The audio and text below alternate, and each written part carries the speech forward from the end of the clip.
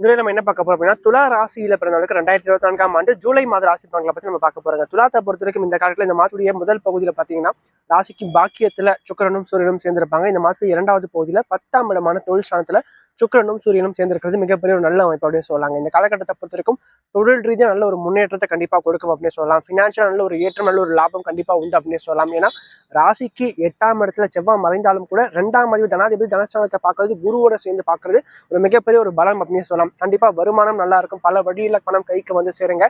Financial நல்ல ஒரு ஏற்றம் கண்டிப்பா உண்டு இந்த ஜூலை மாதத்துல அப்படின்னு சொல்லலாம்.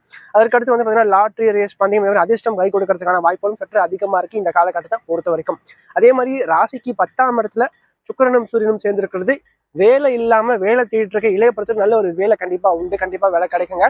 இந்த டைம் நீங்க முயற்சி பண்ணா கண்டிப்பா உங்களுக்கு வெற்றி வாய்ப்புகள் உண்டு அப்படின்னு சொல்லலாம். ஏன்னா பாக்கியாதிபதியும் லாபத்துல உட்காந்துருக்கார், வரக்கூடிய வருமானத்தை சேமிச்சு வைக்க முடியும், நல்ல ஒரு வருமானம் கண்டிப்பா வரப்போகுது அப்படின்னு சொல்லலாம்.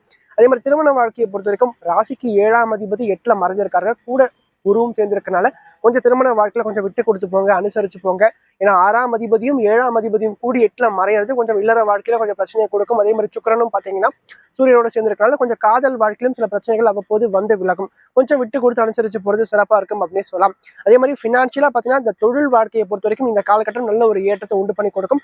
சொந்த தொழில் செய்யறவங்களுக்கு நல்ல ஒரு லாபங்கள், நல்ல ஒரு ஏற்றங்கள் கண்டிப்பா உண்டு. அதே மாதிரி அரசு வேலைக்காக முயற்சி பண்றவங்களுக்கு இந்த அரசு வேலை கிடைக்கிறதுக்கான வாய்ப்புகளையும் கண்டிப்பா உண்டு பண்ணி கொடுக்கும் அப்படின்னு சொல்லலாம்.